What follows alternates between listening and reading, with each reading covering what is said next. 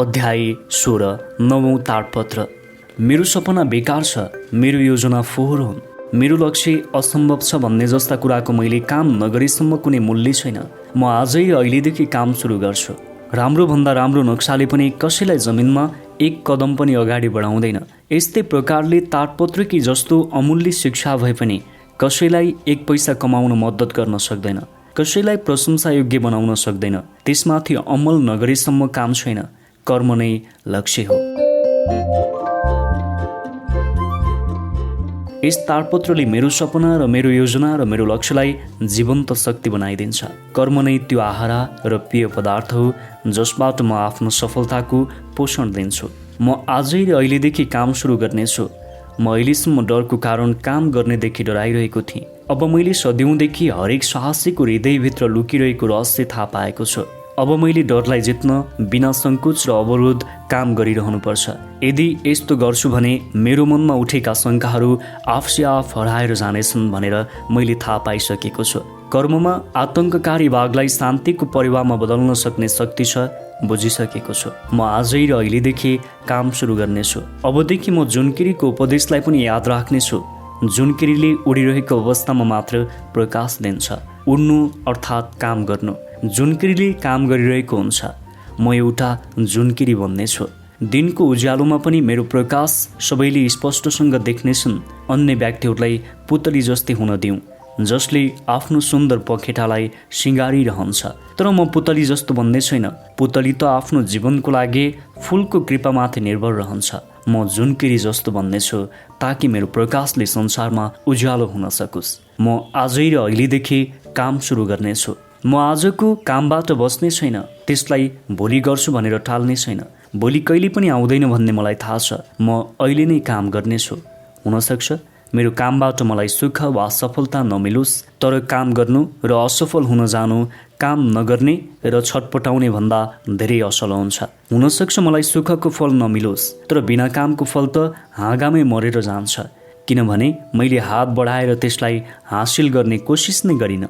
म आजै र अहिलेदेखि काम सुरु गर्नेछु। म आजै र अहिलेदेखि काम सुरु गर्नेछु। म आजै र अहिलेदेखि काम सुरु गर्नेछु। अबदेखि म यस भनाइलाई बारम्बार दोहोऱ्याउनेछु।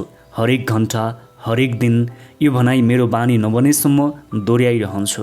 जस्तै श्वास लिनु र कर्म गर्नु मेरो लागि त्यति नै स्वाभाविक हुँदैन जति आँखाले परेले झिम्काउनुमा हुन्छ। यिनै शब्दबाट म आफ्नो मस्तिष्कलाई त्यसले मेरो सफलताको लागि आवश्यक हरेक काम तत्परतापूर्वक गराउने बनाउनेछु। यिनै शब्दबाट म आफ्नो मस्तिष्कलाई हरेक चुनौतीको सामना गर्न सक्ने बनाउनेछु। सफल मानिसले यस्तै गर्छन्, असफल मानिसले यस्तो कहिल्यै पनि गर्दैनन्। म आजै र अहिलेदेखि काम सुरु गर्नेछु। म यिनै शब्दलाई बारम्बार दोहोऱ्याउनेछु। बिहान जागेपछि म यिनलाई दोहोऱ्याउनेछु। आफ्नो ओछ्यानबाट उठेर उभिनेछु, ढोका ढकढक्याउनेछु, जबकि असफल मानिसहरू अझै 1 घन्टा सुतिरहनेछन्। म आजै र अहिलेदेखि काम सुरु गर्नेछु। म यिनै शब्दलाई बारम्बार दोहोऱ्याउनेछु। मेरो अगाडिको ढोका बन्द हुन सक्ला, त्यसबेला म यिनै शब्द दोहोऱ्याउनेछु र ढोका ढकढक्याउनेछु। असफल मानिसले डरले कामदै बाहिरी प्रतीक्षा गरिरहनेछ। म आजै र अहिलेदेखि काम सुरु गर्नेछु। मेरो अगाडि प्रलोभनहरू आउनेछन्, त्यसबेला म यिनै शब्द दोहोऱ्याउनेछु र तत्कालै म आफूलाई खराबीको बाटोमा हटाइहाल्नेछु। म आजै र अहिलेदेखि काम सुरु गर्नेछु। सबै छोडेर भोलि नयाँ ढङ्गबाट सुरुवात गरौँ भन्ने एकदमै बढी इच्छा हुँदा म यी शब्द दोहोऱ्याउनेछु र एउटा अर्को सामान बिक्री गर्ने प्रयास गर्न थाल्नेछु। म आजै र अहिलेदेखि काम सुरु गर्नेछु। केवल कामले नै मेरो बजार मूल्य निर्धारित गर्छ र आफ्नो मूल्यलाई कैयौँ गुणा गराउनको लागि मलाई आफ्नो कामलाई कैयौँ गुणा बढाउनु पर्नेछ। म असफल मानिसहरू डराउने बाटोमा हिँड्नेछु। असफल मान्छेले थाकेर आराम गर्न थालेपछि म काम गर्न थाल्नेछु। असफल मानिसहरू चुपचाप बसिरहेको ठाउँमा म बोल्नेछु। म आफ्ना सामान खरिद गर्नेहरू 10 जना सम्भावित ग्राहकसँग भेट गर्नेछु, जबकि असफल मानिसले 1 जना ग्राहकसँग मात्र भेट्ने भव्य योजना बनाइराख्नेछ। म आजै र अहिलेदेखि काम सुरु गर्नेछु। मसँग अहिलेको समय मात्र छ, भोलिको दिन त अल्छीहरूका लागि बनाइएको हो। उनीहरूले हरेक काम भोलिलाई भनेर टार्छन्। म अल्छी छैन। भोलि नै त्यो दिन हो जब खराब मानिसहरू असल बन्ने विचार गर्छन्। म खराब छैन।